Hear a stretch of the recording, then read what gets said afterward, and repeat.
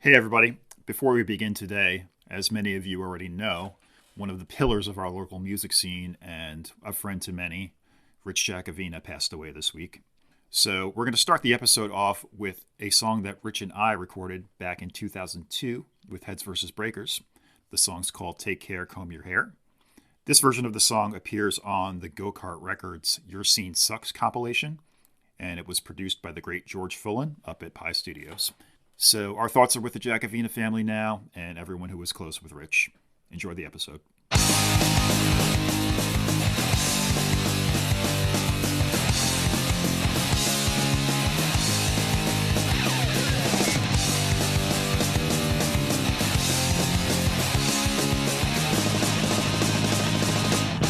Well, since I guess that I wish I could go back in time before all this incident. With every word I screamed, I thought that I'd change the world. The things that's not the front of the man. Sometimes I don't want to say anymore because soon it gives me the fun. Come on, that's the word that I said. No one can know why I got to this shit, but sometimes for your best, recreating what we left behind. I want the feeling back when I first stand in the stage. I felt a place to run in, but that's all over now. And everyone's playing games. Although I knew it's not the best. Sometimes I don't wanna say anymore because soon it gets the fun. No one says the word that I said. No one can remember why I got to that shit, but sometimes for your best, recreating what we left behind.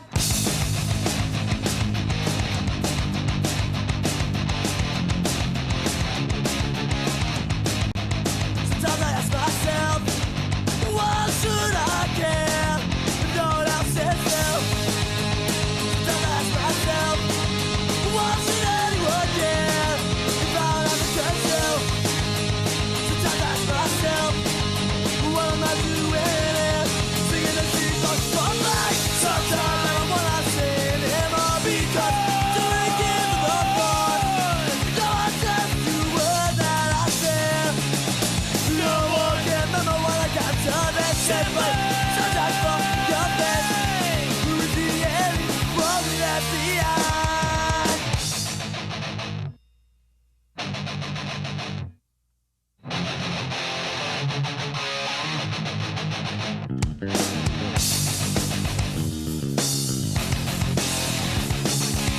Still I ask myself, why should I care if no one else says so? Still I ask myself, why should anyone care if I don't have a chance to? Still I ask myself, what good am I doing? Singing these songs for life.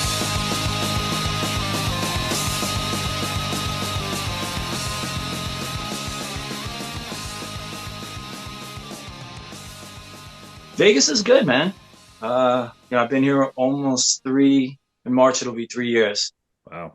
Uh, I like it. I always like the desert and it's cool out here. You ever been out here? I have.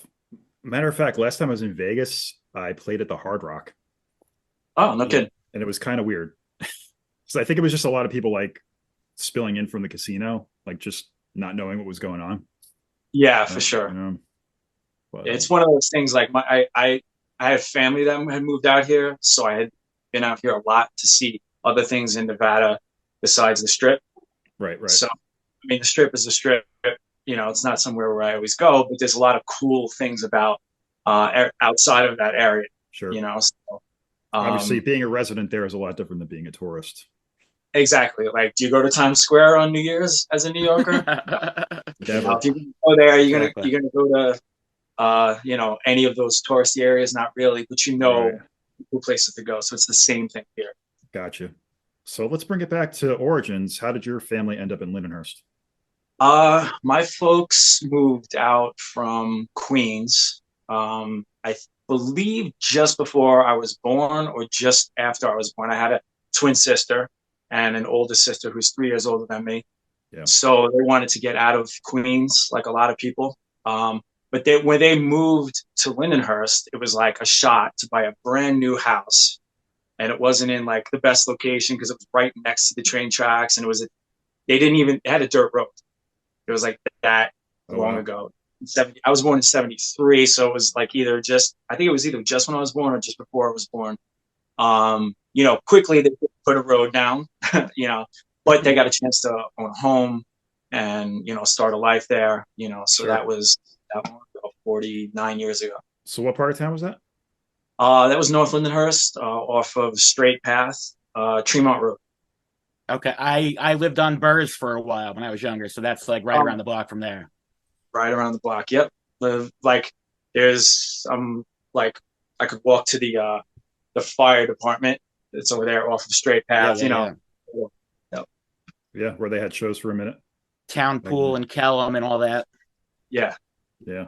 Yeah. There's not a lot of places that I can't say we had lots of shows in Lindenhurst, but you can bet that if there was any chance, Tommy Cargan, Artie, Philly would have tried to have a show there and at least asked, Yeah, So absolutely. yeah, Yeah. Any hall that you could rent out for any amount of time. Yeah. Yeah, yeah. yeah, they would have at least been asked. Maybe there'd be one show and then none ever again. Right. Avalon, anywhere in Suffolk County, more or less. Right, right. So you're a little bit older than us. So like what are some of your first memories about being out and about in town? And In Lindenhurst, so what and which elementary school would that have been that you went to? You went to Roll? Roll? Yep. Yeah, okay. Nice. So what are some of your first memories of that as a kid? well, my next door neighbor was the tracks, the railroad tracks. So a lot of what we did, I had friends that lived on that block, and we just hung out directly across from me were woods. There was no house built there at the time. I still don't really know why. Just forever, there were woods there. There was the tracks, and there were all different wooded areas all along the tracks. Mhm. So that's where we hung out a lot. It was one of those things where people would always say, "Oh, you're going to get hit by a train. Like, watch out for the train." But it's very, very, very difficult to get hit by a train. Yeah. You have to try really hard because it's like it's Yeah. coming, there's noise. But we just spent so much time there. We named every area something. So I'll meet you over by, we call it like there was an area. There was like a dead dog, like it was a German Shepherd. So it would be like Shepherd's Point, and it was Okay. like actually it just felt like Lord of the Flies, Yeah. and Or Stand By Me. 100%. It Yeah. was like some of us were like leaders, and then people would take over, and it was very much like that. Until maybe later we got into comic books, and there would always be this long walk to the comic book store, and until we found skateboards, and it was like a skateboarding thing until I found the subculture of skateboarding, not just Right. the act of skateboarding, and then that was a thing. It is, not too many of us doing it, but that changed our like, okay, now we dress like this. And that kind of like led me into punk rock and Okay. hardcore, all from these like little changes. So we speak a lot about like the 90s and how like, things became commercialized more at certain points. We always talk about with people around our age, like pre and post Blink 182, but Yeah, pre Nirvana, it was even harder to discover Yeah. that type of thing. So it was was. skateboarding really like a big like gateway for you getting into the underground stuff? It was because I remember I had a friend who was really he was maybe a year or two older than me, but he was really into punk. He was into Dead Kennedys and Butthole Surfers, and I was really into skateboarding. So we kind of traded off a little bit. And then you would have Thrasher magazine, and Right. you would have, you would see on someone's skateboard, Bad Brains or something like that. So I was kind of knew some of the names, but I didn't know the music really. And he would be playing it on a boombox, Dead Kennedys or Suicidal Tendencies or something like that. So little by little, I would, not like something, to be like, oh, that's cool, I like that. Gotcha. That's sort of, so you're kind of hearing the music, but seeing some form of a subculture.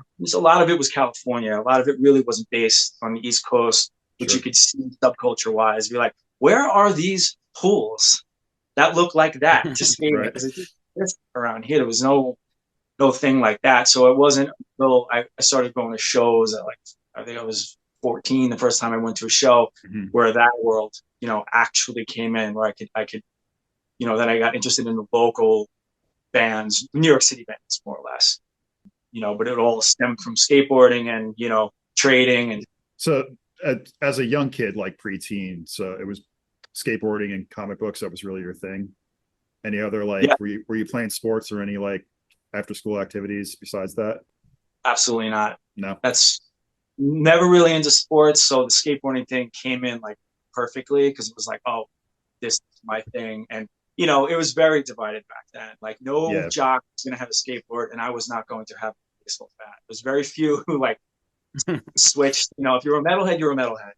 If you were this, you were that. And, you know, But now skating is a legit sport. yeah, Right. now it's, Yeah. as it should be, but Yeah. it was underground. I remember like seeing it on a McDonald's commercial, being like, "Really? Is that what you think we?" Like being like offended. Um, you know, but that's because it was our little thing. We thought, you know, Were there any like stores, like brick and mortar kind of places you could go to get skate stuff or like underground records at that point, or was it pretty much all mail order at that point because it well, hadn't made its way out here yet? yeah, they had in Massapequa, they had a record collection. They had in it was Babylon. They had came out Agents of Fortune, I think it was called. That no, that went out of business. Bunger surfboards. So we could go to Babylon. Right. Mm-hmm. There was just few and far between. That's all we could do, or mail order. But we usually go to So Bunger. Looney Tunes never had that stuff because I see that Oh, that no, place has been open for 50 years. It was tiny when it first opened, though. Yeah, yeah. no, they did. Looney Tunes was always Okay. great. It was kind of like an anomaly, and is in Babylon, but it's close enough for Lyndhurst. Sure. It's Yeah, yeah, yeah. You could skate there. Mm-hmm. And in our stream, there was another one. This is when I need, like, there are people who know every detail, like Tommy Cargan Yeah. Of and course. Beck. Like, they just remember everything because they were straight edge, but they will know the name of it, the time, the year. I was around for all this stuff, but I don't have that type of memory. But they would just name the 5 places to go with Sure. ease. So sometimes I feel like I needed, like, phone a friend, like we call Yeah. Tommy. Mhm. The answer. Okay, so yeah, getting into like junior high, teenage years. So Yeah. you discovered the local scene. Now this is late 80s still. So like what where are you going? Where are the shows happening, and who's turning you on to it? It was the first one I went to was 1988, and it was Sundance, Hmm. which was mostly a metal club, right? It Yeah. was mostly, I think it sort of came out of like, think of early 80s would be country music, live, Mhm. Twisted Sister, rock and roll bands. But they did do some amount of metal shows. And with that, every once in a while, they'd have like a hardcore band open. And then it changed a little bit where they would have some hardcore shows. So I remember we took the train. This is how like little we knew. You're supposed to take the train from Lindenhurst to Babylon, then Babylon to Bayshore. We got off at Yeah. Babylon. Some bad information. I was 14, and then we walked from Babylon to Bayshore. We walked to Sundance. You might as well have walked the whole way. Yeah. More or less. But Yeah. we had someone who thought they knew, and they said, it's right around the corner. It's right. He said like he had been there before, but he was 14 and a half, 15. How we got into that, I don't know. But they would take your money. And then it was, I know that 2 of the bands that definitely played was Token Entry was the headliner, and In Your Face was the Long Island band. So I'd seen those, but I had never seen slam dancing. I'd never seen 50 people pile on a singer. Yeah, yeah. What was going on, but there was like a visceral reaction to it. It was violence. It was bad. There's a lot to it.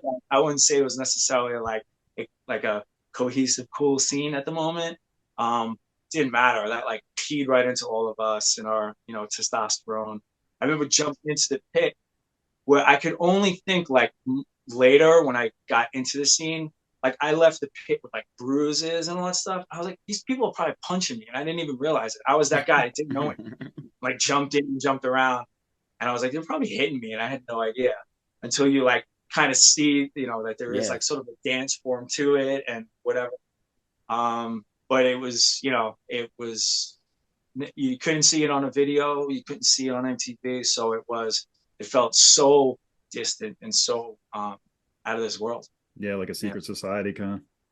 So at what point, so we're getting into like the 90s now. What point did you play any instruments or anything before you were in a band, or No, was it always vocals? it was yeah, it was I'd gone to so many shows and started to know people there that I had met Artie Shepherd, met Eddie Reyes, um, and John LaFada. We Yep. were in the same high school, and he was two, I think 2 grades below us, or whatever.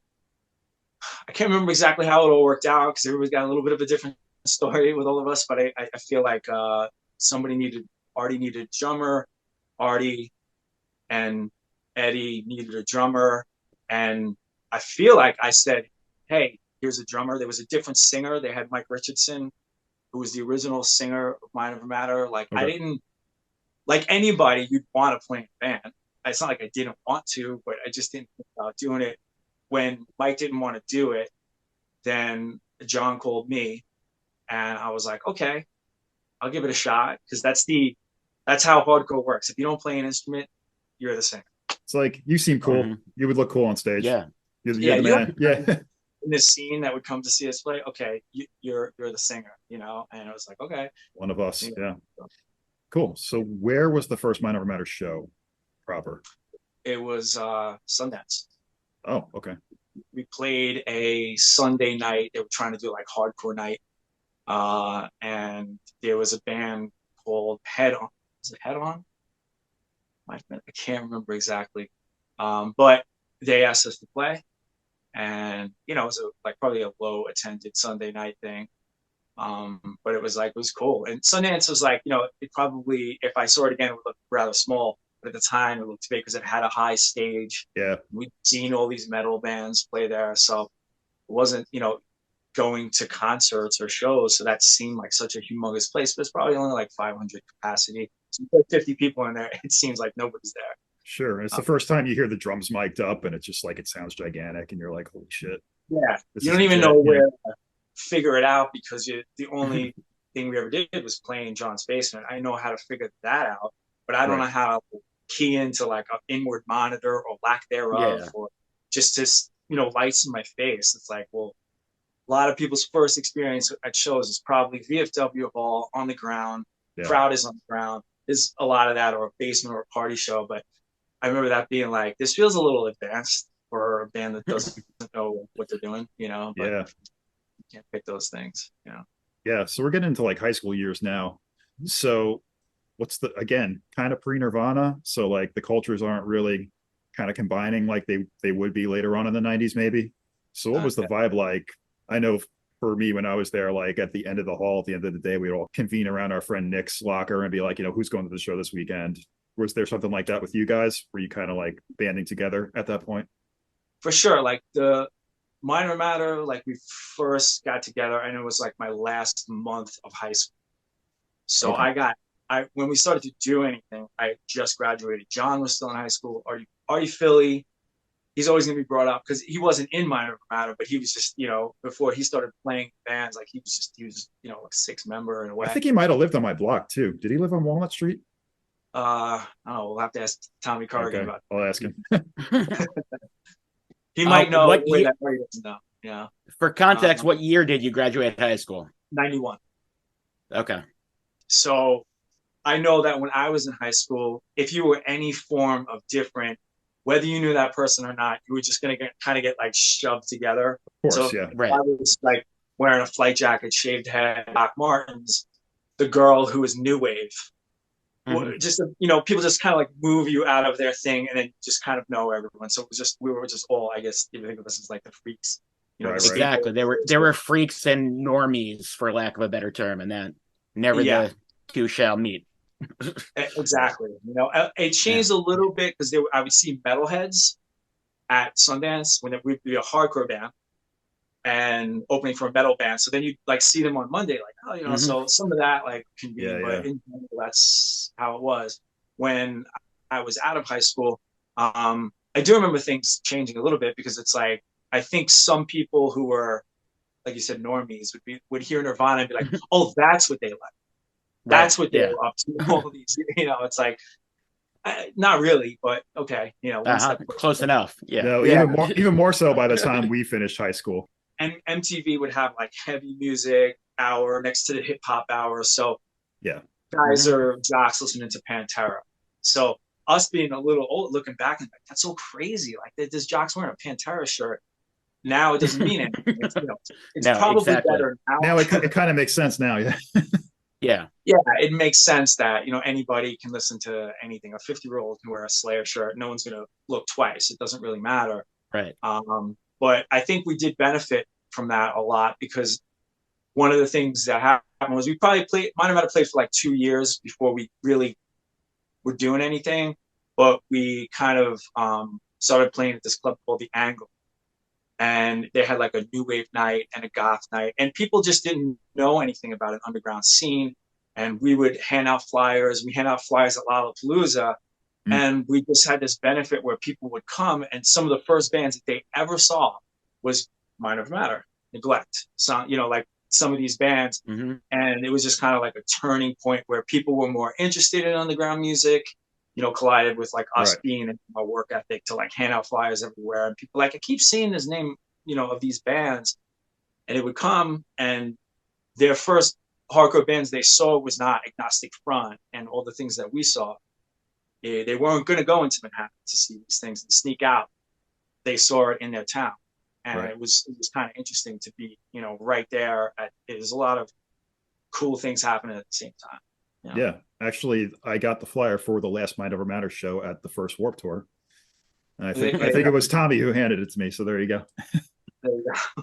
Yeah. But bringing it back from there a little bit, like we always joke about, like, whenever you got into the scene, like just before it was when all the cool stuff happened and you just missed it. Well, I think it's a little bit true for me at this point because you guys were part of like a micro scene kind of that revolved around like Bond Street Cafe and ABC No Rio.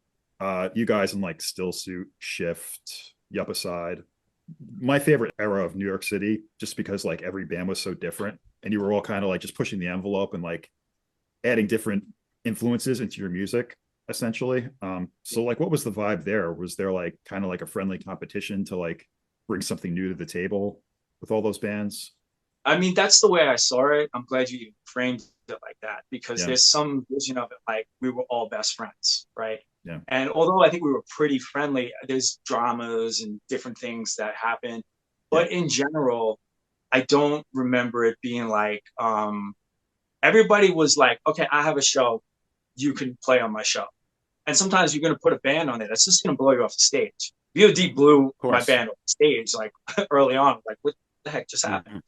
But it was never like, well, now I don't want to deal with that band anymore. I don't like those guys the way that I think a lot of other scenes are.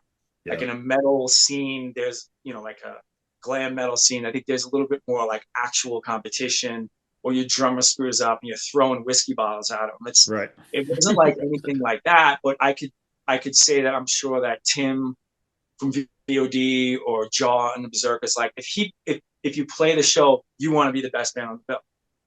You want to blow everyone away, or you want your band to be like, we did great. But if you didn't, I don't remember anyone being like, oh, it really being like a bad competition. Sure. Where we're going to sabotage, Other people may have other stories. I may have forgotten some stories, but in general, I don't remember, I could go to raves. I could go to different things. I don't remember people like pulling each other in as much as I ever did in the hardcore scene. And as Long Island Hardcore Group, we went to other areas and toured, and even in Day in the Life, I was like, we really actually have a kind of good, like how much we're all like putting each other on board. I got something, let me try it for you. It happened a lot. Yeah, and that was kind of like the next part of my question was like, did that culture kind of trickle into Long Island, from that Bond Street, ABC No Rio era of like just bands doing like more interesting things, more interesting music, and just like bringing a different vibe to hardcore, basically? That's what it felt like. It felt Yeah. like you really didn't want to sound like another band. Like it was a little taboo. If I step back, I'm sure there's similarities. You Yeah. know, Of people course. will sound like each other. I mean, is some through line of hardcore and aggression or whatever it is. Um, but it wasn't a good thing if you sounded exactly like somebody else. Right. And that's, you know, that that was a time that, you know, I could look back and say, yeah, all these bands sounded different. They're probably bands that sounded just like someone else that I'm forgetting because they're forgettable and they just went to the wayside. And then the other ones that I can remember, I mean, Sound Majority record is still, you know, Selling out. revered. It's selling out. I mean, the shows that are happening right now, and Yeah. it's not like, you know, anyone's been actively trying to promote any of these things. It's just standing out, and they're, you know, particularly just grabbed, you know, who they were as Long Island suburban kids, and just keyed into that and wrote about it, and it just sounded like Long Island to the bone. And like, how do you make that sound? You don't know until it's just like, you are who you are. And instead of there, a lot of the copycat bands or bands that wanted to be something would be writing about, you know, tough guy shit, but Right. they grew up in like a nice neighborhood. And it, some of that could be fun at first, and then after a while, it just kind of fall to the wayside. Where Sure. the authenticity Hmm. of a lot of these bands like Clash Jaw and, you know, Sound Majority and a ton of bands was just like keying into what was going on and vulnerability and writing about it and being it. And, you know, I didn't traveling a lot. I didn't always see that in the same way. Granted, I'm in and out of their town in a day, but, you know, it was special. It was something that, you know, you, there was nothing about it I could look back and be like, ah, no, it was corny or anything. It was legit. It was some really, really talented, smart people coming out of that time for reasons unknown to me. Yeah. And mind over matter yourselves, you went through really like a musical evolution in a short time, you know, Yeah, from the demo through auto manipulation. So just like you guys yourselves, like what were you taking in as far as different music, and how were you challenging each other in the band to kind of like grow and become what you became near the end? I think, you know, a lot of it is spending more time with each other. You know, you when you're first writing songs, you're taking your own influence, or maybe you like. Sometimes I would like something so much that I would want to do the opposite of it, so I wouldn't seem like I'm being, you know, which I don't even know if that's authentic, you know. But Yeah, yeah. now you're in a band together and you're showing each other music, you're playing stuff for each other. You know, a lot of where I think was really helpful for Mind Matter is we played out of our area a lot. You know, we would play Connecticut or upstate New York, which would you could kind of be more free to just like with a live show to try out certain things where you do it around your friends and Yeah. you might just, especially when you're first learning how to do it, you might be a little bit shy or recede and not even realize you're doing it. You're playing it a little safe maybe, you know, or you're trying to just go over the top because like your 10 friends are in the audience with their arms folded like, what is he doing, you know? Yeah. So we kind of got to do that a lot, and we had, you know, 6 and 8 tours in Europe together, and the bands from Long Island didn't get the chance to do that. So we're playing where people don't even understand the language, and we're playing longer shows. So a lot of times when we would come back from those things, we would be, you know, really tight. I could know what those guys are going to do on stage next, no matter what happened. Buildings could be falling down, and we would still be really focused. So every time we would record after that, we just be more in key. And by the time we got up to auto manipulation, you know, it was just like a time we really wanted to experiment more, and I wanted to have more choruses in all this craziness. And Artie Shepherd did a lot in the studio, which was he was very much like a maestro. Like, let's try this and let's do Yeah. that. And he kind of was a really good through line to like get everybody to just do some extra stuff, do what you want to do, but like keep this like through line with it. So it was the right time. That actually reminds me of a documentary about Steely Dan that I watched. And their whole thing was we want to get it so close to perfection that we don't have to think about it. And we can Yeah, just experiment, you know? And it's true. Like once you get tight enough and you're comfortable enough, that's when like you can really just forget the rules and just go for it. And That's when I you could realize. definitely hear that on a lot of manipulation for sure. I think I've had this conversation with people in different bands where they don't like to practice that much because they like to keep it loose. And I don't love going to practice, but I know the more you practice, the Yeah. more you know what's going on. That that gives you freedom. Yeah. Then when you're playing live, you're so keyed into each other. Then you can be loose, and then you can be free because you just know what's going to happen. And on the other side, it's not a perfect science. Of Can't say we course. always, Yeah. but all playing shows, really practicing a lot. Up until my last bands, it's just like I want to know what everyone's doing, and I'm not a natural born musician, so it takes me longer to understand it. But then it's like it's just playing live was always the most important thing. So then you just feel free to be not so rote and like just a little freer. Yeah, You know? absolutely. Okay, so Mind Over Matter winds down around 95. Yeah. Day in the Life comes shortly after. Now, in the interim, are you like going to college or anything? Like what's going on in your life around that time? Yeah, I was working for a debt collection agency at the end of Mind Over Matter. And, Artie Shepherd was asked to Walter Schreifels from Quicksand called Artie. He's starting a new band. So it's like his favorite singer of his favorite band calls Yeah. him to sing. So he wanted to leave. I can't blame him. It seemed like a great opportunity. And then so we were going to do something new. It was literally me and Scott and John. It was like the first like round of what became Day in Life. But Josh wasn't a part of it in those first like things we were doing. Then it was just little by little. John was playing with Blaze Camo, the singer of Yuppie Side, Jesse, and Scott was maybe doing something else. And then so it was just me and Josh. And then we just kind of like pieced it out and finally like did Yeah. this band. But we got signed after like 10 shows. Yeah. We didn't even like Still Suit had gotten signed to Don Fury's subsidiary from TBT, Old Building Records. And Julian from Still Suit like pushed all those demos out of the way and said, you got to listen to this.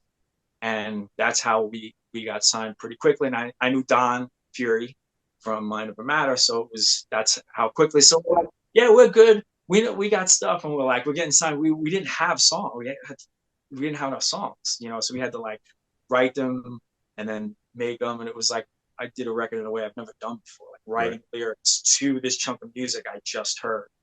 So, it was kind of tough, but. And I actually played a show with you guys at that skate park up in North Lindy. I don't know Oh if you yeah. remember that. I think it Yeah. was in November and it was freezing cold outside.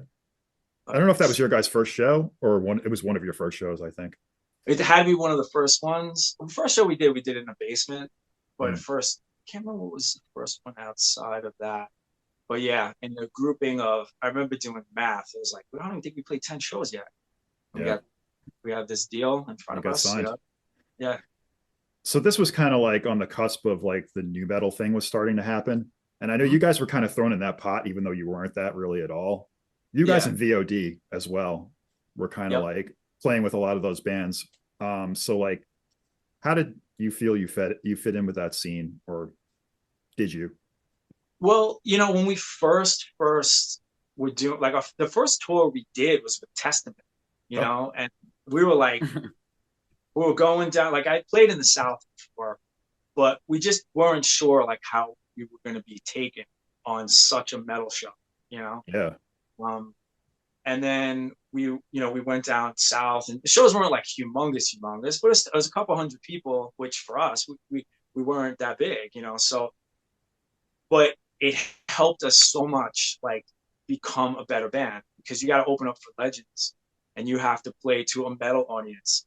Yeah. And after a while, it started to be like the metal shows were better than the hardcore shows because we would play the hardcore shows, and yeah, there was a little bit of like they don't want to know who you are unless they know, or they'd be like, "Oh, these guys are something," right? You played a metal show, and everyone's there early, and they want to see the opening band, and they want to see, like everyone's there to party. Yeah. We were playing with Seven Dust. And we were like, at first you think it's not going to work, but man, there's a 14-year-old kid has never seen a band like this before in his life. Right. Never seen a hardcore band. Has no idea. and we're going through Iowa. We might be the only show that's like heavy in this big venue for the month. So after Right. a while, it was like it seemed almost better to do those shows because people would buy the T-shirts and they'd talk to you about your music. Where sometimes, like we toured with Strife, who I love, you know, we were doing one of their like last tours, and you know, we just kept getting this vibe like people aren't that open minded, and it's supposed to be the other way around, right? Like in Right. this scene, we're open minded, but yet the 15-year-old metalhead just wanted to talk about music. And he was the outcast in his school, and or, you know, or it was her first show or whatever it was, where we were running into the cool kids at the hardcore show, you know. So you know, and it's all just in and out of the town, so you can't always figure out exactly what's going on. But we started to notice that after a while, and you know, we would do any tour, but I wasn't against those metal tours after a while. It was a lot of fun. Yeah. You know, And so like what, just like hanging around with those bands like, you know, Seven Dust, Soulfly, I think Cold Chamber, did you tour with them yeah, as well? Like, yeah. was there any like common ground as far as like what you guys grew up on and were into, like when you were hanging out with those bands? Like were there bands that you could identify on? Yeah, I mean, something like Cold Chamber is going for a totally different thing. It's Yeah. makeup. It's, you know, their eyes on Marilyn Manson and Korn. But as individuals, one on one, you know, you could talk about, you know, dead Kennedys, and they have like similar experiences, but it is more closer to wanting to be a rock star. Yeah. You know, same thing with Seven Dust. I met Seven Dust before the record even came out because they were on TBT, and they just know how to blow any band off the stage, right? But they're Southern gentlemen. They were so good to us, you know. But the good thing about being around bands like that was we were learning how to own the stage. We were learning how to like you're there not to come up and be shy. You're not coming up there to, you know, try and be very like you know, anti rock star or anything like that. You got to figure out how to own this place. Make sure that not only everyone is like, wow, you guys should have been here for the opener, but Yeah. also money's being put into you. The record Yeah. company, I wanted them to hear good stories. The booking agent, all of these people. So you know, we actually kind of, it was, you know, harder to be thrown onto these big stages with lights and stuff like that. And but we learned how to do it, how to be disciplined. If you go 1 minute over your set time, they're gonna pull the plug on you. You can't. It's not like, you know, you go to a VFW hall and there's 15 Right. bands and a band play, and the promoter just lets it go on and on. It's 2 o'clock in the morning before your band goes on. Yeah. Hell no. You've got union guys working the stage and like noise ordinances and all that. Yeah, it's 30 minutes. We're gonna plan for 29 minutes. Get on, get off. How to negotiate that whole like touring world where, you know, they don't give a fuck about you. We didn't have a manager, and all these managers are like figuring things out. You're starting to realize you're getting short end of the stick. So it's a little bit of the business side, which, you know, we blew every step of the way, to be, you know, to be honest, which every band does. Yeah. But we got to see some of those things, like what is your responsibility, you know, as far as like what you have. You have this opportunity. You're gonna walk on and be like in a bad mood because you're playing with Testament, or you're gonna Yeah. like run in from the backs. Like, what was Testament doing that I had never done before, never considered? We weren't gonna have a light show, and we weren't gonna wear makeup like Cold Chamber. Right. But you know, who are we, and how do we like reach the person in the back of the room? Different than, you know, Minor Matter played big shows too, but it's a different type of band. It was a denser sound. This was a little bit more open. It even like changed the way we were writing for. We were going to do a second record that never came out, but it really helped. And then when we play hardcore shows, you know, it translated there as well. You know, so all of those times like hanging out with those bands and just, and it was sex, drugs, and rock and roll. Like at the end of the Cold Chamber Seven Dust tour was like, it was debauchery. At the end of the Strife tour, their last show, we went to a pizza pub. Right. I don't have any problem with either one of those, but you know, you are on tour. Right, You are. right. It's you know, so we got to see some of that, you know, in ways that, you know, maybe you don't necessarily if you just follow like one path of touring. Just gonna play all the VFW balls from here to California. Well, also performance wise, like when you come from hardcore, the crowd is also part of the show.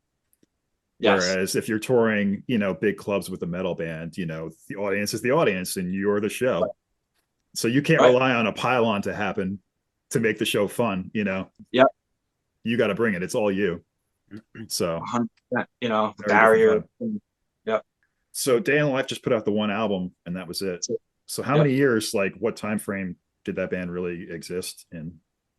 I guess it would be like 95 to had to have been. I think Minor Amount broke up in 95. Maybe it was 96. Like 1998, 90. It was like a 3-year period, but it was everything was quick. I remember us like getting together, like I said, 10 shows were signed. But I was like, hey guys, I know we got signed, but it's going to take a while till we have a studio date.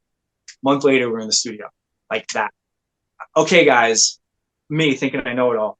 Even though we're recording, it's going to be like, who knows? It might be next year till they put out the record. 2 months later, the record was out. Everything was just like, and then it's like, okay, I know our record's coming out, but when we get on tour, I'm not really sure. It's like Testament took us out, BOD took us out, Yeah. those our boys, and our bass player was their bass player's brother. There was a lot of connections there. So we just kept touring and touring, just kept going and going and going. So all those early predictions was like, this is how it works, fellas. It's never going to be like blah, blah, blah. And I was totally wrong. I was like, boom, boom, boom, boom, boom. Thank God. And then when we got home, we were writing, and Josh wanted to do his own solo thing. And my other guitarist, Mark, his nickname was Blunt. He got offered to be in a band with Roy Mayorga that was in Soulfly. The other guy, I forget his name. He was in Soulfly.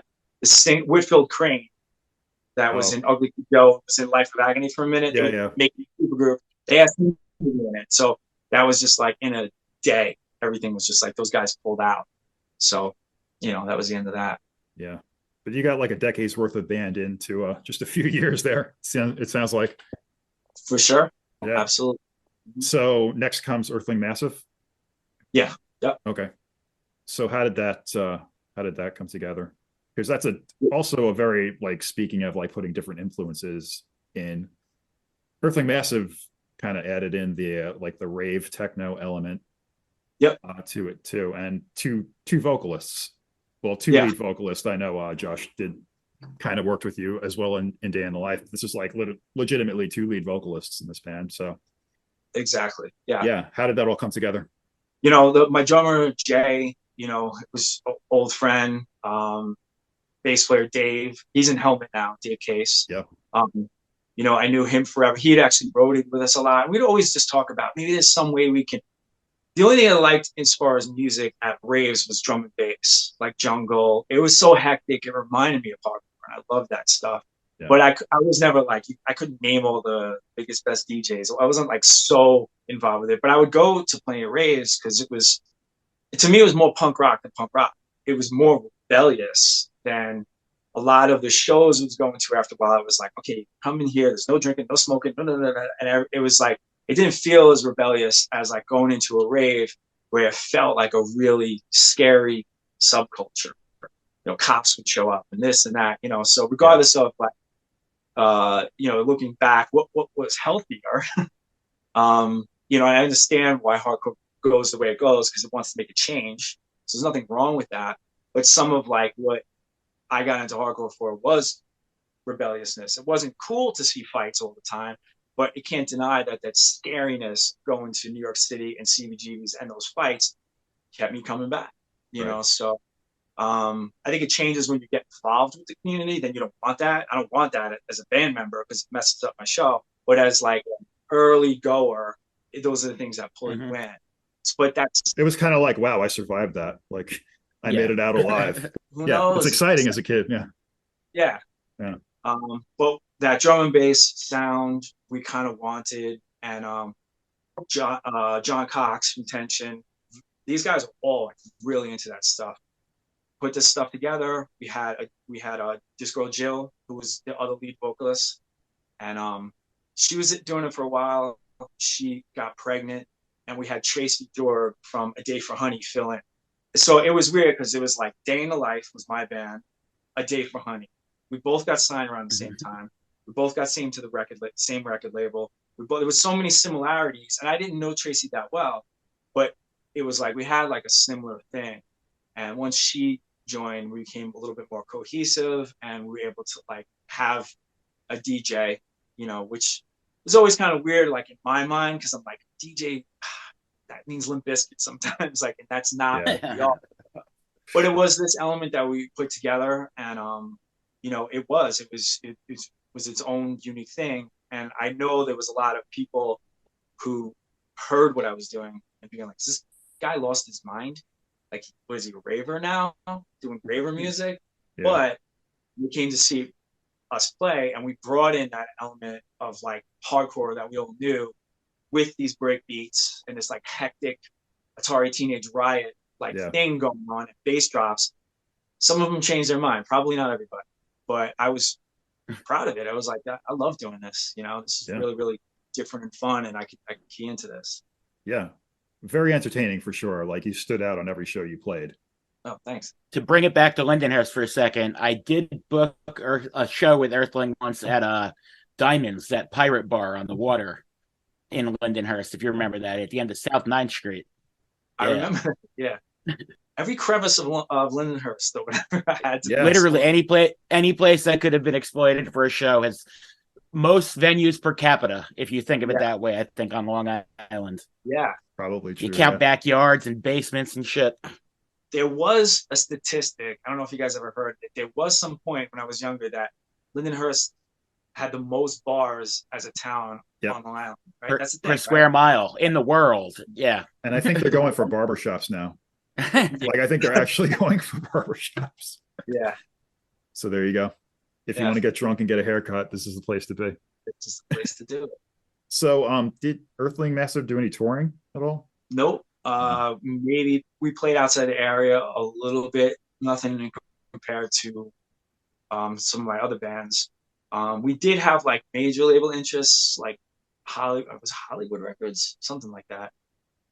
We did a showcase for Roadrunner where they just wanted a publishing deal, which was like, we're going to give you like 25 grand or something like that, and we get 50% of your publishing, but we don't even have a record deal. It was just not a good deal. It's tempting to have the money to do something with, but we didn't even know like what we were. Like, I had Tracy in the band. Tracy could sing like her own, like, we were like, we'll just do songs with just her.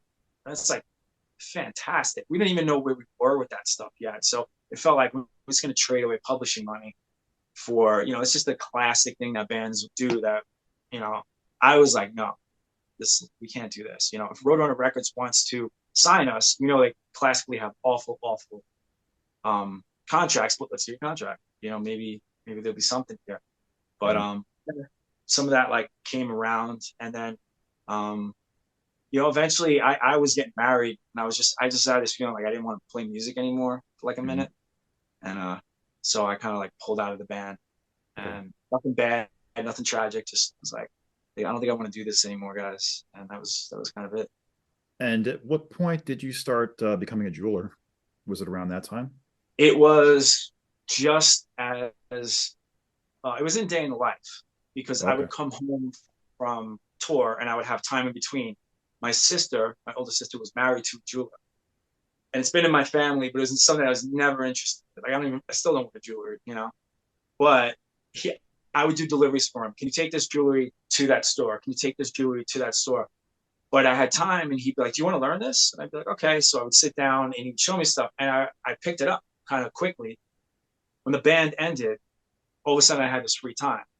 So I apprenticed for him, and I was bartending, and he would pay me for deliveries, but I would apprentice for free until eventually he paid me a little bit.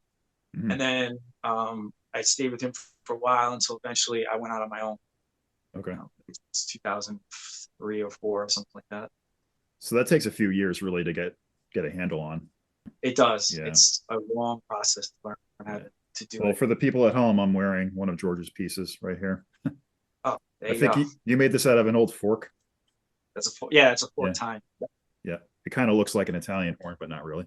Yeah. Just a spike. It's like, yeah. Cool. So yeah, this is like, okay, we're talking like early aughts now. So you're getting married, kind of settling down, but also Is Revenge of the Dragon the next project Yeah, musically? Okay. that was right when it was clear I was going to go and get a divorce. I was Okay. like, who wants to start a band? Yeah, You yeah. know, and I was living with, I was going through a divorce with my ex-wife, and my Jay, who was the drummer, Jay Booty was the drummer of Earthling Massive. We were living together, and he was dating my ex-wife's sister, and they were going through problems. So like, Mhm. let's start a band, A right? lot of material there, right? Yeah, and it was just that exact moment where you're just like, gotta get stuff out, and I just wanted to do a band that was not like Earthling Massive. This is just four guys and just tearing into it, full energy, Yeah. nothing. So you also had Paul Siegel playing bass and Derek was the guitarist. Yeah, well, we started out with actually Joe Rubino Okay. was he on the demo was Joe Rubino and Greg Kubacki, who was an Earthling for the last half of it. He's in Carbon now. He was in Oh, Neck with Derek Schilling. So um, I knew Greg just wanted to like help us out because he was doing his own thing. So we did a demo with those guys. Same thing with Joe. yeah. And then that demo was to like get people in the band. And yeah, eventually we had Paul, we had Chris Red, we had Derek, Yeah. Derek Sessions. That was eventually in Wiretap Crash. Yeah, so we and changed around for a while, and then started to do Wiretap Crash. It sort of overlapped at one point. Okay. And so Yeah, that was just mostly local shows again. pretty much it. It really kind of. I think after we did the songs we did, just for me, it sort of like served its purpose, and we were hitting like lulls. There wasn't a lot of practices. What we, so, Alex from Movie Life had contacted me like, I have these songs I think you'd sound good on. So I started doing that, and I can't do two bands at one time. Yeah. Like I know I'm not Mike Patton. I can't do like, hey, we do seven bands. Like the way I sing is the way I sing. This is all you got. So as that other band seemed like infrequent, I was like, I want to do this over here. And I don't think it was breaking anyone's heart because we just weren't practicing. We weren't really. Everybody was doing other things. So it was kind of perfectly the time. It served the time to like just get it all out when it needed to be, Yeah. and then it was like move on. It's like no big deal. Kind of like an exorcism. Just get all that bad energy out Yeah, in yeah, the world. exactly. Yeah. You guys shot a music video too, right? Yep, yeah, we did. Yeah. Yeah, that was fun. Who directed that? Christian Winters. Oh, right. So Okay. Christian had done stuff for Taking Back Sunday, The Bouncing Souls. Yeah. Um, Coheed and Cambria video. what's that? Coheed and Coheed Cambria, I think he did as well. Yeah, yeah, he did. He did a lot of cool videos, and he's just a friend. He offered. He was doing something for Ancient Tongue, which is my friend's band. And then I was asking him, do you know anyone like intern or somebody that could like maybe help me do a quick Revenge of the Dragon video? And he was like, come on, man, I'll do your video. And I was like, he's so busy. I mean, he does like real stuff. He's doing like the Yeah. Super Bowl and CBS Yeah. Sports, and he's got to call in favors for all his friends to do it for nothing. So kind of already did that with Ancient Tongue. I was like, but he's my boy, and he just like saw something, wanted to do something, and we did it quick, and it was fun, and it's a nice thing to like have out there. Yeah. So Sometimes like a quick performance video that just looks cool is like the best. that's it. Some cool angles, cool lighting. Just rock out. Yeah, and the band wasn't so esoteric, deep. I had Right. all that. We weren't from Floyd. It was just like it had to be what it was. It was just like vocals up here, going for it, and that's it. That's all it ever was. And I kind of coming from Earthling Massive, where we were like layers and developing, and then decided to like pull things out. And there was a lot more thought to it. Two vocalists, how do we fit in all this stuff? This was just like, let's just hit the ground and run it. That's Yeah. it. We all know how to do this. Like we don't need to think about it that much. Here's a song, flip this, flip that, let's do that, and then here it is. And it was kind of just a nice feeling to just like do it. Let's just do it. Everyone was on the same page. Yeah. Cool. Yeah. So, like you said, that leads into Wiretap Crash. After that, Yeah. you and Derek, our friend Josiato on drums, Yep. Alex, who used to be in the Movie Life and South Shore United. Interesting dynamic because Alex to me is like a very distinct songwriter, and you're a Yeah. very distinct vocalist. And I would have never pictured the two styles coming together the way they did, but it really did work. So what was like Yeah. the initial writing process with that? Like how did that feel for you guys? That, I didn't expect the same thing, like my voice on Alex's Yeah. guitar work. I, I couldn't really picture it necessarily, but he would just, whatever he started to write, just without any drums, without anything, would be something cool. And Alex was, even though he's such a songwriter, he was always open to like, okay, can we put this here and change that? And Derek is fantastic at like putting songs together. We're probably, me and Derek, a little bit closer in what we thought should be like first chorus, or whatever. Yeah. Alex was always open to it. It's not really a problem. Um, Before we had Mariko, well, we had Connor was a guitarist, and I'm drawing a blank right now on the other bass player. It will come to me as soon as this interview is over. But there are two other people, and then they were doing other things. They wanted out, so we brought in uh, Derek and Marika. So the dynamic of like the friendship level between us all was like there's just no problems. It was just so like everybody's just really warm to each other. Which Yeah. at that point of our lives, that's what you want. You really want to fight with someone over the set Yeah. list, So if someone's like, I really don't like the part, it's like, all right, cool. It's really not that big a deal. We're all done it so many times that you've been wrong about your part, you've been right about Right. your part. If I really felt strongly about something, like I think we should do this, everyone would be like, all right, but you're not doing it on every single point. Like maybe you felt so strong when you were in previous bands and all that nonsense. So it was a really good mix. And the way Alex, he just come up with stuff. I got this, I got that, and you could like pick it out, be like, put that with that, and it mostly just flowed pretty easily. Yeah. Also, on a side note, probably the most diverse band ever in hardcore. Right, that it was diverse. You're right. I mean, like you see two non-white guys in a hardcore band, and it's like, whoa, Yeah, this is progressive. I But yeah, it was. I was like, this is like the United Colors of Benetton ad. exactly. Yeah, Yeah. that was I'll be cool. like, but guys, don't get it twisted. Don't do a mutiny on the white guy. Up front. It was like, let's see. Well, Joe is Puerto Rican and Italian. Alex is Indian. Yep. Mariko's Japanese. Derek is African American. And then there's me up front. I was like, The Aryan guy up front. Yeah. However, don't get any ideas. So Yeah, that's funny. Cool. So, how long did Wiretap? Did you put out that one EP? Yep. And that was about it. Yeah, just a couple of years, and it came down to a similar thing. I don't really have a lot of stories like my band broke up and we got into a fist fight. I don't have any stories like that. And this was the same thing. Like to me, I'm not like a natural born, like I want to be a musician. Like everything's like acquired ability. Like you see someone like Joe Seattle, he's going to be playing forever. And I respect that. Sam Hoyer is playing dead. Like it doesn't matter. Yeah. He will play in a coffee shop or he'll play the Paramount. And it's as exciting to him. Like I didn't really have that type of thing. I liked words and communication, loved playing live. But a lot of what was going on about being in a band, I started to like less and less and less, until it got to a point where I always loved playing live, but I knew that I don't want to be in a touring band.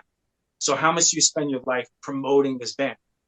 But then when you don't, you sort of have records that nobody's ever heard, and you're going to still be playing to the same 20 people. So I found myself in a circular logic. It's like, well, what do you want? If you want to do it, then you got to make sure you promote all of it and go big, but you don't want that. But you also don't want to be playing to the same 20 people every week.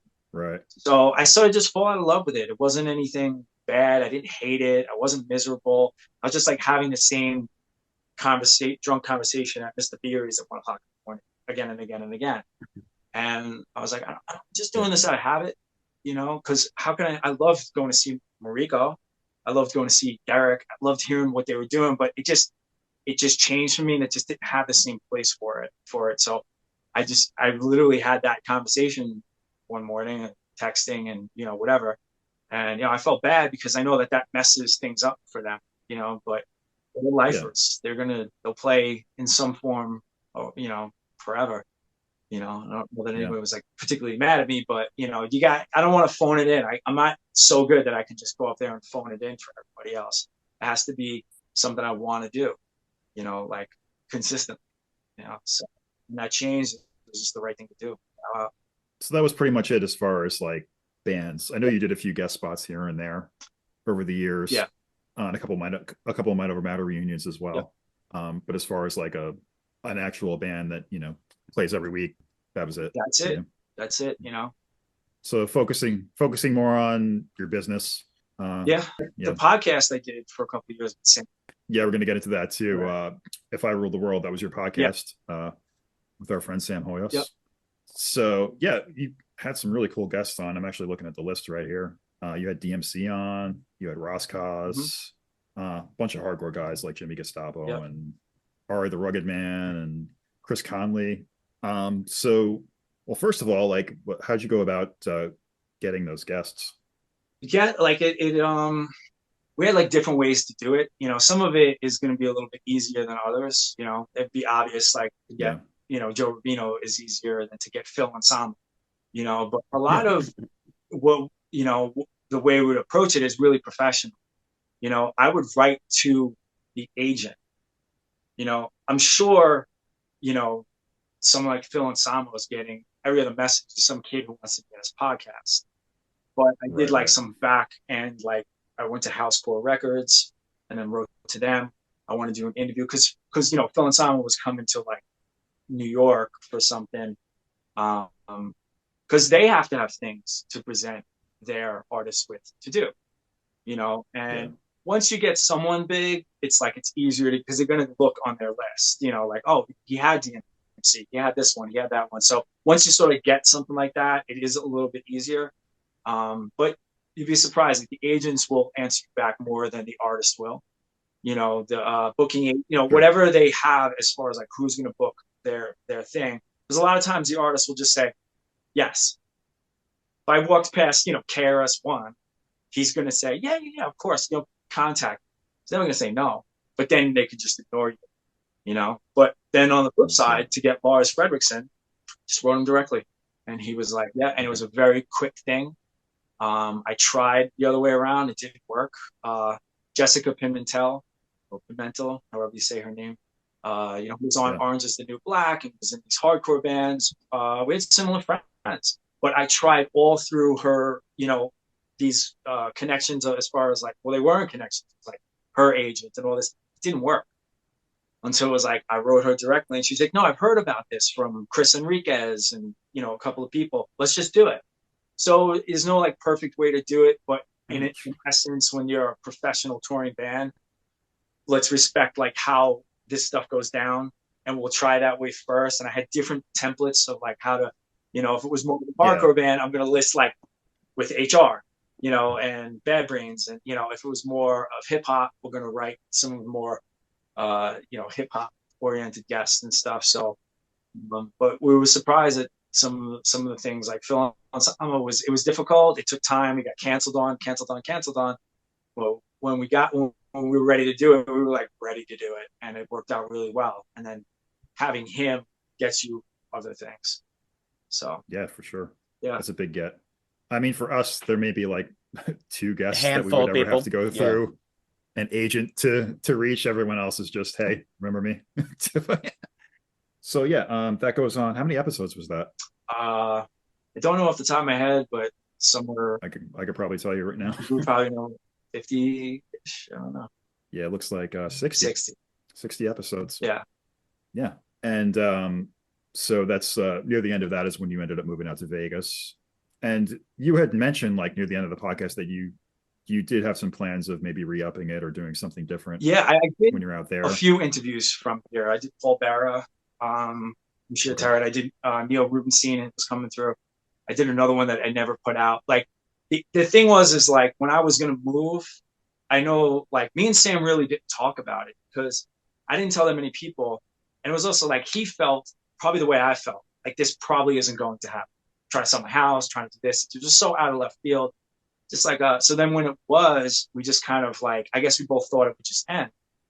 Then before I left, I said, "Well, would you mind if I take it and do it in Vegas. And he was like, oh no, I'm happy about that because he has Red River. So he could continue on to do that. So he's like, oh, that's great. So I was like, all right. So I come out here and, I just really haven't done much with it. I work a lot. I have like another full-time job plus the jewelry. And it's something that I've learned about myself. Like I wanted to do If I Ruled the World podcast by myself from the beginning. I was like, I don't need a band, sick of dealing with musicians. It's just me. I'm a pretty reliable person. However, when it comes to art, for some reason, I will put it off, put it off, put it off, put it off. And I'm better like being, accountable to somebody else. And this is what I learned in the beginning because I did an interview. My first interview was with Dow from Glassjaw. It's like, this is a great first interview. We have one-on-one. And then it sat there for almost a year because I would have all my work to do and I'd put that off till tomorrow because that's just art. That's just fun. So a couple of people I was going to maybe do it with. And then once I talked to Sam and we decided we're going to do it together, then it's like, I will finish that thing so I don't show up unprepared for Sam. And it was almost like painful to realize that, like, oh, I need someone else to be accountable to. And it's true. It's not like that with my business. It's not like that with work or relationship or something. But for some reason, if it's in a band, I would always show up early. I would always have my things ready. And I'm like, I thought it was because of me. It's like, no, I reflected on it. I was like, I didn't want to show up unprepared. I didn't want to be that guy that they're all like, he's not good or he doesn't know what he's doing. So Sam, to his credit, has contacted me a bunch of times to be like, well, why don't we just do it then? The whole world does everything on Zoom right now. What's the big deal? I'm like, all right, next week or next month or whatever. And he probably asked me so many times. He's probably like, I'm good on that, So I think about it every week. Like, just start it. Just start it up, Well, that's literally how this podcast came about. Like John had the idea a while back and I saw him at a party over the summer at Joe Ciato's house. And I said, so what's up with the podcast? And he's like, you want to do it together? I said, here we go. Let's go. Now, how do you guys feel? Is it easier with two, like to be accountable, or is it like, I'd still, for sure. Yeah. This wouldn't, if it weren't for him, this wouldn't exist right now. So definitely. Right. The accountability thing is huge. It's very easy to just not do anything by yourself. But when you feel like, you know what I mean? Someone else is there. It burns your ass a little bit to get stuff done. And you don't even realize that that's how we've gotten so used to our artistic endeavors, is this community that you have to be responsible to. Like, even if you're playing in a band, you're like, the promoter asked me to play, or my friend's band. And you're learning accountability and you don't even realize it. And nothing became more clear to me. I was older, I'm a responsible person, had my own house, but I couldn't put this podcast out. Well, I didn't realize it was so ingrained to me to be a band member, even when I'm not in a band. And this podcast was like a band. It was like, okay, my part, your part. Even the way Sam and I would interact, we'd always be like, okay, it's about the interview. You have this like, I feel like I should be in this episode more. And he's holding the whole thing. The truth was, it was like, you just know more about that artist. Like, do the whole thing. Doesn't matter. As long as I don't have to jump in with a question, and vice versa. It was more like Jimmy Gestapo. It was clear that I just knew more about Murphy's Law, would have better questions. I kind of like had something that he a hip hop artist that it's like how much can I really add in? So it's like comes from a band mentality. Like, it's about this song. It's not about everybody just sticking their part in all the time. And, he's just like a fantastic person to work with as far as like creativity, ideas, So maybe I'll start that up next week if you're listening, Sam. Cool. So that brings us to the present. Well, now I know it's been a long time since you lived in Lindenhurst, but I'm kind of interested in your answers of this, at least from your era. So I was we didn't cover this before, but I did want to ask, did you have any jobs in Lindenhurst when you were in your high school? Yes. Whereabouts did you work? I worked at a pizza place, Avanti's Pizza, in North Lindenhurst. So I played Street Fighter there constantly when I was younger. They had sesame seed crust. That was their deal. That was. I worked there. John LaFado worked there. Artie Philly worked there. Wow. I'm trying to think of where else I worked in Lindenhurst. I worked at 7-Eleven off of guess it would be at the end of Sherbrooke. The one by Roll, like right over there in Wellwood. No, the opposite side of the tracks. So it'd be 109. Okay. And I What, guess but Sherbrooke. across from the precinct? Yeah, exactly. I worked there when I Gotcha. was 15. I would work for an hour, like from like 6 a.m. to 7 a.m. to refill the coffees, and then Saturdays and Sundays. Then I worked at the gas station right next door. I moved over to there. Um, Gotcha. I suppose that's Lindenhurst, right? That's not West Babylon yet. Yeah, No, it's totally. Lindenhurst. That's Lindenhurst. That side of 109 is Lindenhurst. Yeah, I worked at a gas station. Again, I don't know how you hire 15 and 16-year-old pump gas in 2023, but back then it was a thing. I had a paper route from like 11 years old till I was 12 or 13. So, yeah. A lot of rite of passage type jobs as a kid. Yeah. Sure. And Cool. I mean, before I go on asking this, I feel I should bring this up. I had a friend when I was in elementary school and junior high that had a Mind Over Matter shirt, and I didn't know what it was. And he said his brother was friends with you. His name was Danny Smith. I wouldn't know his brothers. You know Jay. the Smiths? Yep. There you go. Jay Smith. Yep. Okay. Yeah, I know Danny. Yeah. I haven't seen Danny in a very long time, but we were tight back then. Yeah, he's a good kid. Yeah, I remember Danny, and I was close with Jay. Me and Jay were in the same. But Jay was never part of the hardcore scene. The only band he knew was Matter, so he probably had a T-shirt. But Danny actually got into the scene, so he actually kind of knew more about all the bands than Jay. Yeah. So the first question we ask in our little game, best and worst of the Hearst, is what was the best pizza in Lindenhurst? Was it Avanti? Well, there was Imperial Pizza, so that Imperial was my whole life growing up. Yeah, Imperial, but then I probably would go with Avanti in the end. Okay. Was Imperial? Imperial is still there. Is it still there? Yep. Okay. It was the only pizza I knew when I was a kid, so of course it's the best. But Chinese food, yeah. Well, I'll admit that I've never known the name of a Chinese food restaurant ever, so I don't know the name of it. But it'd be right in that same center that Avanti was in. Oh, Imperial, that one. Yeah, and that. I don't know the name of that one, but I know what you're talking about. Yeah, but I think it was probably for the same reason. It's just because that's what you grew up. So, was it the best? Yeah, they all kind of have the same signage, and it's just kind of like doesn't really matter their name. It's just it's the spot down the. You know what's crazy? Where you go. You want to know something? I've never been to Tang's. Remember Tang's? Tang's Sunrise Highway. I'd only been once in my life. Yeah. Yeah, I've also only been there once. Okay, maybe it's a Lindenhurst thing. I don't know. Maybe it's like going to Times Square up here. Maybe it's because it had such distinct signage. It didn't seem like a Chinese place, really. You know what I mean? Yeah, I think it closed in the past year. Yeah. And then I was like, I've never been. But you had to go in there to eat. You couldn't just get takeout, right? I guess that was. It was like a family style. Yeah. That was probably it. But I was like, this is so weird because I know once they were closing, people were like Tangs, and they're all talking about it on Facebook or wherever. And I was like, that's so strange. I've never been there. I've skateboarded all around there, but I never went in. And I was like, I've got to be the only one in Lindenhurst who's never been in that place. I remember when it opened, and wow, I guess I'm not, So yeah, it's Chipotle now. Chipotle. Okay. Favorite hangout spot as a kid? Let's see. It would have to be on the tracks. That was a huge thing. But that was when I was like a kid. When we would skateboard, once I got into like skateboarding, it would be skate a lot. We would go to like the other side of the tracks to like, there was like a West Babylon schools, and we'd hang out in those parking lots. I remember across from the train station, there was like, if you look down, we saw that there was like a roof that was shaped like it was like a almost like two ramps. Didn't have any smoothness to it. It was like it almost looked like a half pipe a little bit. But you could never get any air. I think it was actually rather dangerous.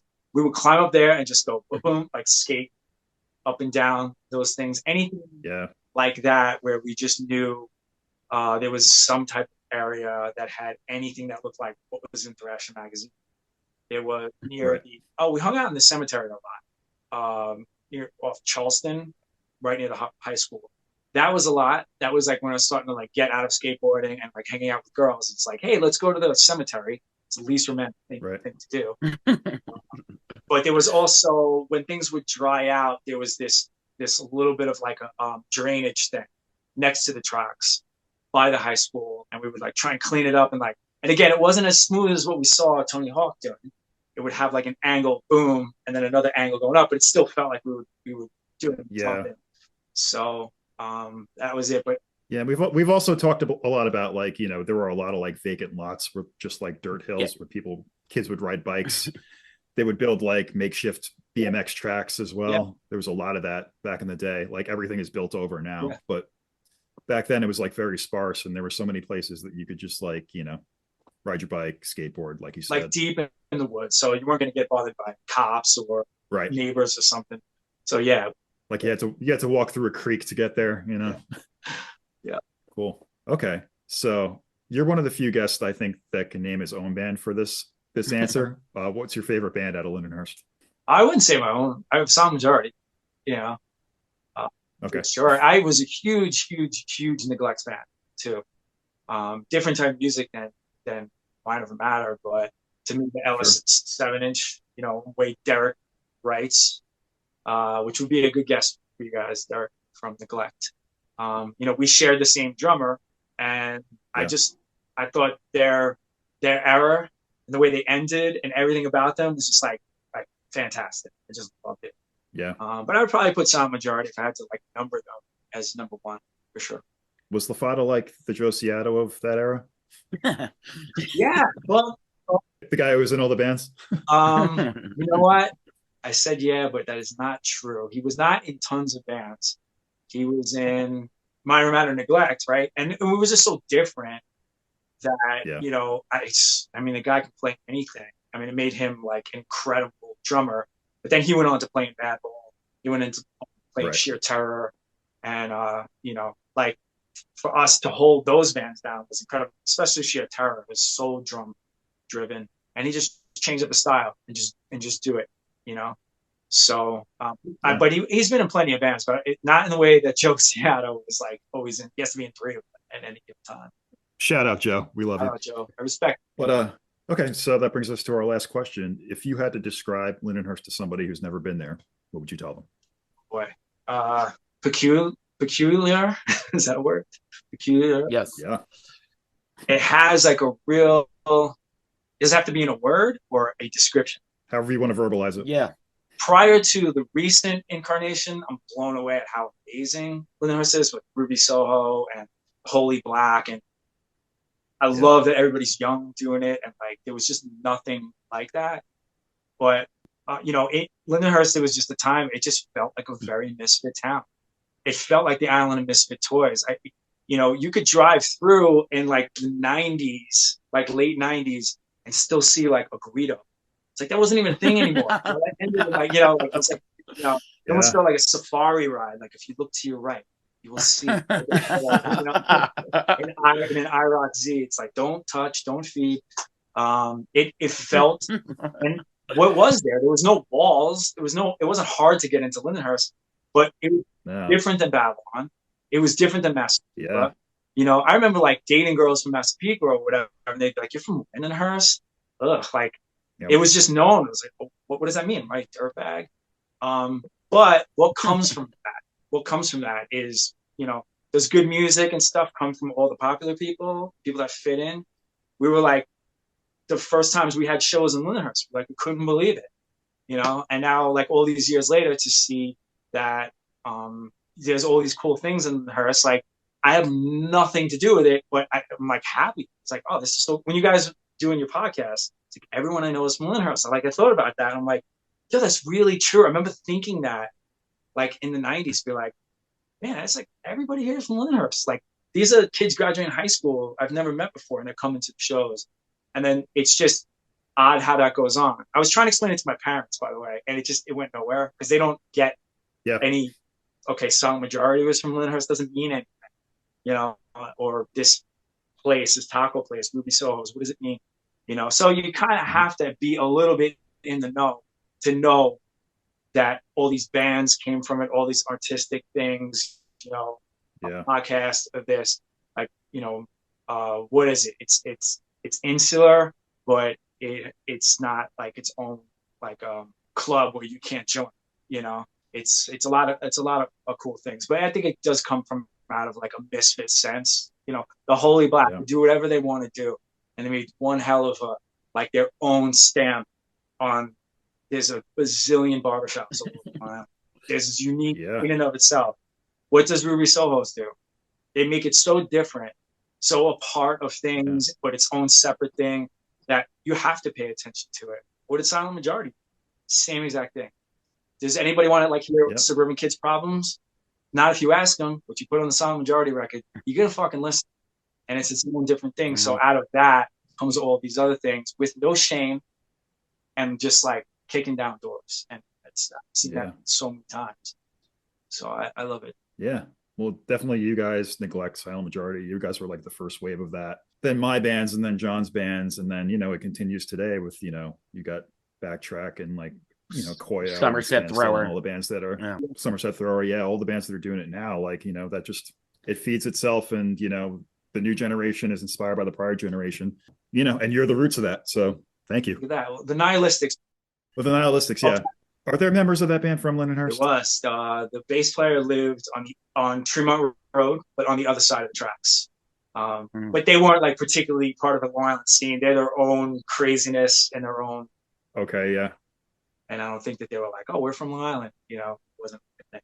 Yeah. But more track people. Yeah. Interesting. Maybe there is something to that theory. Yeah. Well, thanks so much for joining us, George. Thanks so much. It's a pleasure. It's a pleasure. It's an honor. Thank you so much.